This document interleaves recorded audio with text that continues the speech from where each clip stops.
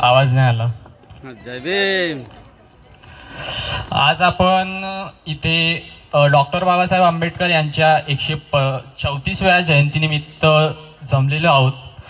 तसेच आज डॉक्टर बाबासाहेब आंबेडकरांनी लिहिलेले एक महत्त्वपूर्ण दस्तावेज म्हणजे संविधान, याला 75 वर्ष पूर्ण झालेत आपल्या भारताला लागले. तर भारतीय संविधान हे केवळ कागदावरील अक्षर नव्हे, तर डॉक्टर बाबासाहेब आंबेडकरांच्या विचारांची, तत्वांची आणि संघर्षाची शिला आहे.